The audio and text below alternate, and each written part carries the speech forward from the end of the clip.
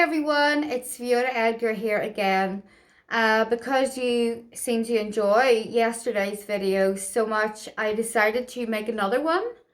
And on my certain site that I use that starts with T and ends with G, I asked my followers, is there anything that you would like me to talk about or go over?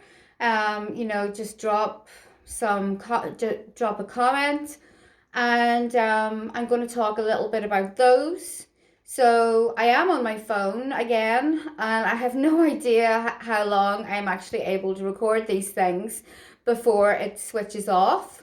So if it goes dead, what's happened.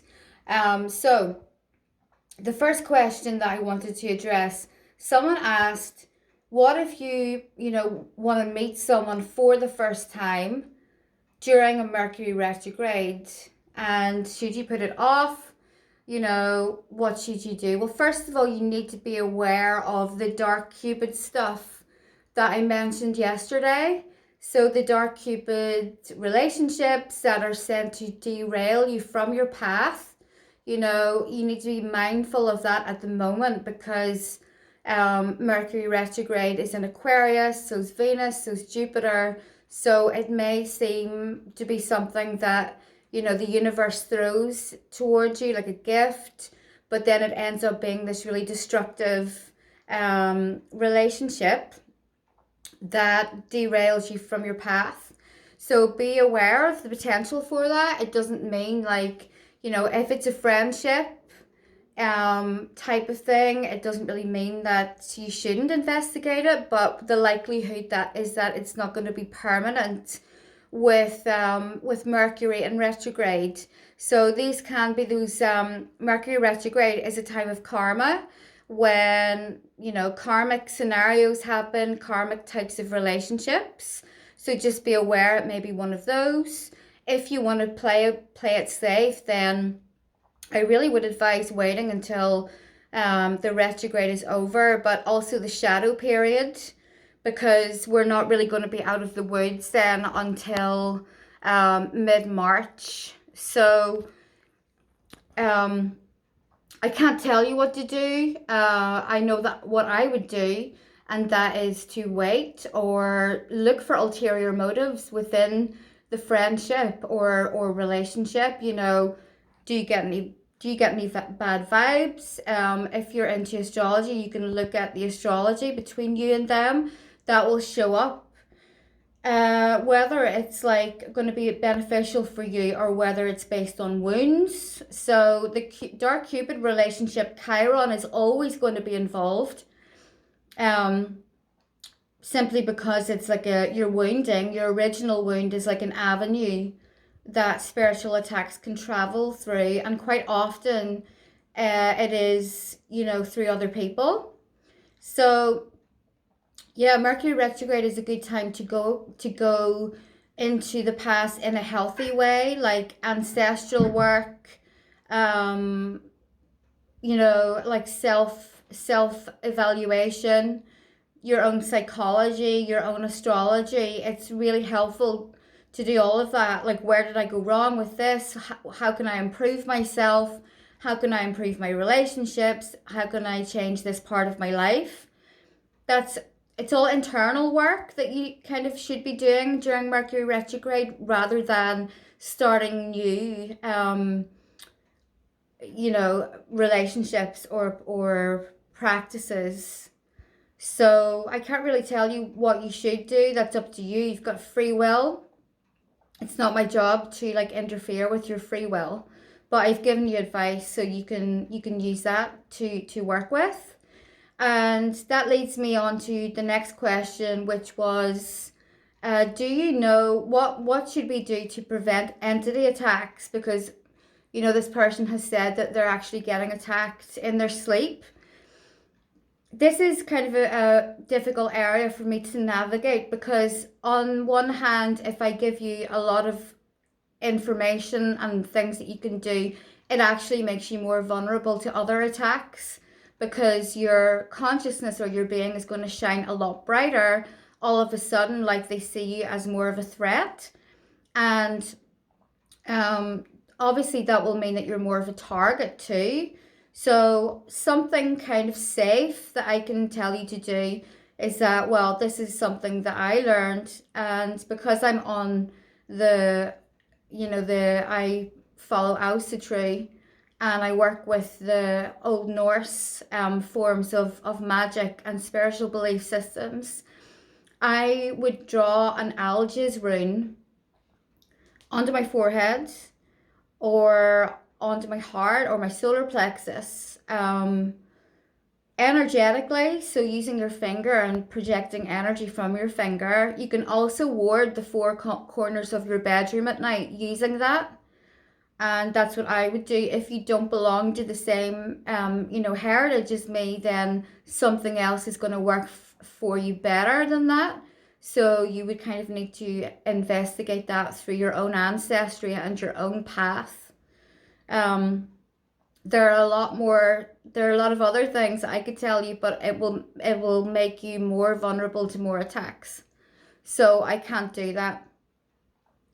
But shamanically speaking and energetically speaking, there is a lot that you can do. And you know what? The way that these creatures get through you is actually through your own wounds. So, maybe you're an unhealed person, maybe you were bullied when you were a kid, maybe you felt like you didn't have a lot of control in your childhood. Maybe you had a childhood that was like filled with trauma or whatever. These are the avenues that the attacks will come through. Spiritual attacks are like water. They will take the quickest and the most easy path to get to you. And I've already covered a lot of that stuff, how it can be from other people. But with the actual entities, the best thing that you can ever use is your own energy. And you have to make sure that you shield and protect your own energy, especially at night. And also when you're around other people, just to keep your energy separate from them. If you have a strong Neptune in your chart, or if you have a lot of Pisces in your chart, your energy will not have very good boundaries, and you will end up taking on other people's stuff as your own, like their emotions, even their behavioral patterns, such as like maybe someone's overspending, maybe someone has these like sexual issues, etc. It depends on you, and it depends on your chart, really. So there was a couple of other questions, and someone asked about, was I familiar with technology being used for spiritual enlightenment? And I will say that I'm not familiar with that. I haven't worked with that. I don't know a lot about it. But for me, spiritual enlightenment comes through life. It comes through nature first and foremost. And the experiences that you have. I just feel deeply that any kind of technology involvement would be an artificial external influence that I probably wouldn't be comfortable with using myself. So again, I'm not familiar with it. The simple answer is I'm not sure, but I would always look to nature and just the practices that have been used over thousands of years that people work with to enlighten themselves. Being in nature, doing certain, like, you can use yogic breathing exercises such as pranayama. You might want to look that up, and just real simple stuff that you can do at home, and you don't need any fancy like machines or technology to do that. I'm quite suspicious of technology, and I do realize the irony of me talking through a smartphone right now and saying that, but it is true. I think that there have been ancient civilizations that we're at the point that we're getting to now in terms of weird sci-fi technology, and we're kind of destroyed ultimately, because of that. So I am not comfortable with it. A lot of the time I try and keep my cell phone switched off, especially at night. So flight mode isn't really enough, you need to have it powered off. And someone else asked me about acupuncture. Is that an effective way to remove entities? Again, it's not an area that I am experienced with. I have had acupuncture for health issues, and it was extremely helpful. I felt so relaxed after I had it done that I could hardly get off the couch afterwards. Like, it was unreal to me and very effective for health issues. But with entity removement, it has to be there's a two-step process that you must take. So first of all, yes, it is the act of energetically, physically removing an entity from your energetic field. And because of the nature of acupuncture, that it works on these energy centers in your body, I would say that probably yes, it is a good way to go about that. However, the thing with an entity is that, and I did talk about this yesterday, it will only be able to get stuck in your energetic field if there's something that you're doing that it's feeding from, or you're stuck in some kind of like negative behavioral pattern, such as fear, anger, or stuff that you do yourself, like drinking alcohol and taking drugs and watching porn, and just stuff that makes you energetically much weaker. So first and foremost, you need to always approach these issues from a psychological perspective. Why am I drinking? You know, what happened in my childhood to make me want to use escapism? What caused me to become disempowered? What caused me to become fearful? Why do I maybe have walls around me and I don't let people in, you know, etc. It has to come from the psychology first. And then once you become aware of that, then you can, and you start working on those issues, then you can energetically get rid of it from your aura, because this is where they are, you know. This is where negative entities are. They're stuck in your aura. So even if you went to someone tomorrow, they removed it, it's not actually going to solve the problem.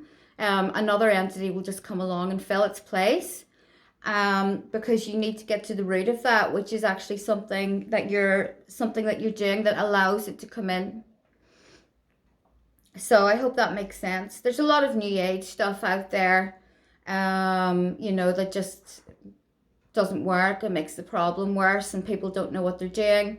You know, they're dangling a fucking rose quartz over your heart chakra and unblocking it or whatever, and thinking that that's enough to change it. It may work temporarily, but if you don't change the way that your heart feels, you know, is it closed? Are you like pushing people away that you love or whatever? It's not going to make a lick of difference. So it all has to be internal work. That is the very core of anything that you do to improve your life, improve your spiritual work, your magic. It all has to come from self-work first and foremost, and it's an ongoing process. And in terms of healing, it's never, you know, like, let's take Chiron in your birth chart for an example. Chiron is always going to be a sore spot because Chiron couldn't heal his own wound, and it will continue to nag and be a sore spot. The difference is that when you're working on healing it, sorry, my throat is like messed up. You're working on not allowing it to control you, rather than getting rid of it and forgetting about it and pretending that it never happens. How can you work with it so that it doesn't control you anymore? I mean, my Chiron is in my 12th house. And for me, it was always about, first of all, isolation and being misunderstood. But the other thing for me was secret enemies that I'm not aware of. I just know that they're there somewhere. So because I grew up in a scenario where I was kind of being targeted by, you know, through my childhood, that kind of manifested over and over again in my life, like enemies that people close to me were collaborating with, or you know, people like that were supposed to be close to me betraying me or talking shit about me or whatever. So you have to get to the root of that, and work with that, and just not allow it to control you anymore, banishing anything to do with that original situation, you know, like people that you can't trust, or you know, anything connected to that. So I hope that was helpful. I hope you continue to enjoy these updates. If you have any more questions, feel free to drop them in the comments here. Not super personal stuff, because I can't actually help you with that unless I read your chart, in which case you would you would need to book me for a reading. And yeah, I do charge, because this is what I do for a living, and we all have to eat and we all have to live. So I make no apologies for that. Yeah, just drop a comment, and I'll try and do one tomorrow. Okay, thanks guys. Love you all. Bye.